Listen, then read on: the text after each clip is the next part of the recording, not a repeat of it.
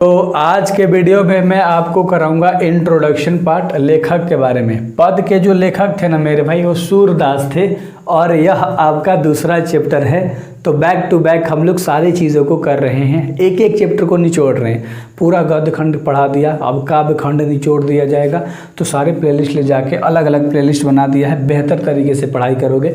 सूरसागर ने लिखा था पद चैप्टर को, और आपका 3 चैप्टर भी पद ही है जिसके लेखक तुलसीदास है। तो आगे चैप्टर है, तो 2 चैप्टर यानी हम लोग सूरदास के बारे में पढ़ेंगे ध्यान से।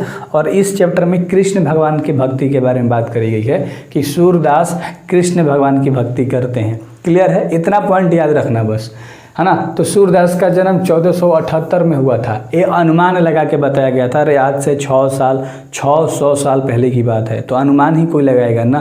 पहले जन्म लिखा जाता था, थोड़े मृत्यु नहीं।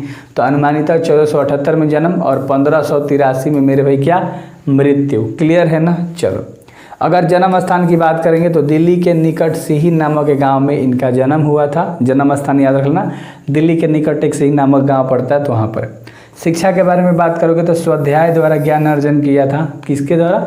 स्वाध्याय द्वारा ज्ञान अर्जन कर लिया था। और काव्य रचना के बारे में ज्ञान अर्जन किया था। और अभ्यास विकास लोक ज्ञान के बारे में इन्होंने कुछ ज्ञान अर्जन किया था। शिक्षा करा था, पढ़ाई लिखाई करी थी इस चीज़ के ऊपर।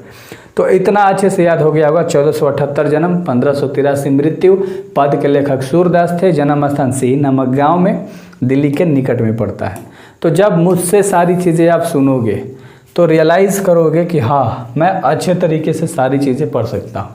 अभिरुचि के बारे में अगर आप बात करोगे तो पर्यटन यानी कि बाग उग लगाना, बाग मतलब पेड़ पौधे लगाना, पुष्प लगाना इनको बहुत पसंद था। उनकी देखभाल करना पसंद था। सत्संग गाया करते थे, कृष्ण की भक्ति करते थे। और एक वैराग्य थे, साधु संत के जैसा जो वैराग्य होता है वैसे थे। क्लियर है ना। अच्छे से समझ में आ गया होगा क्या क्या थे। वैराग्य थे, कृष्ण भक्ति करते थे, सत्संग करते थे, और एक मेरे भाई पर्यटन में इनको इंटरेस्ट था। इनके दीक्षा गुरु का नाम था महाप्रभु वल्लभाचार्य। इनके दीक्षा गुरु का क्या नाम था? महाप्रभु वल्लभाचार्य नाम था।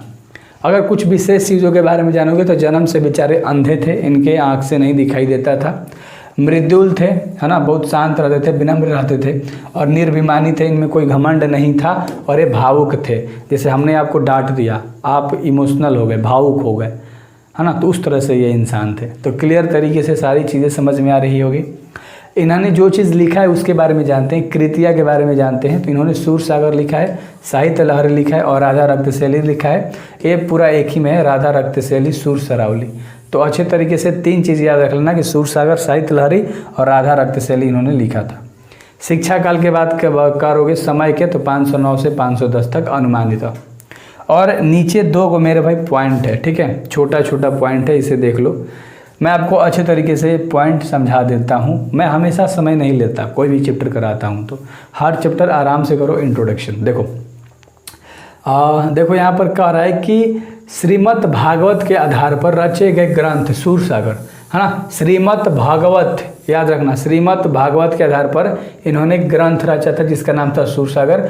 इसमें पदों की जो संख्या थी मेरे भाई 1.25 लाख थी, यानी 1,25,000, लेकिन बताई जाती है। किंतु अब लगभग 5,000 है। कितना है? अब 5,000 है। किसमें? श्रीमद् भागवत गीता के आधार पर जो ग्रंथ लिखा गया था सूरसागर, पहले बताया जाता था कि 1.25 लाख है, लेकिन अब बोला जाता है कि लगभग इसमें कितना है पद? 5,000 पद है। याद रख लेना कितना?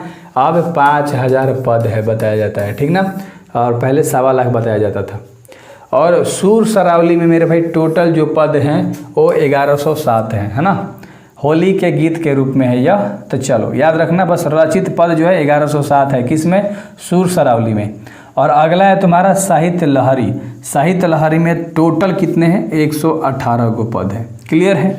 तो अच्छे से आपको ये तीनों याद हो गया होगा कि किसमें 1.25 लाख है, तो ग्रंथ सूर सागर में, है ना, जो 5,000 बताया जाता है अब। और सूर सरावली में कितना है? 1107 को। और साहित्य लहरी में कितना है? 1018। तो अच्छे से याद कर लेना मेरे भाई, ठीक है। आगे तुम्हें अब पाठ का हिंदी अर्थ मिलेगा तो आगे कराऊंगा, आगे के वीडियोस में कराऊंगा बेहतर तरीके से।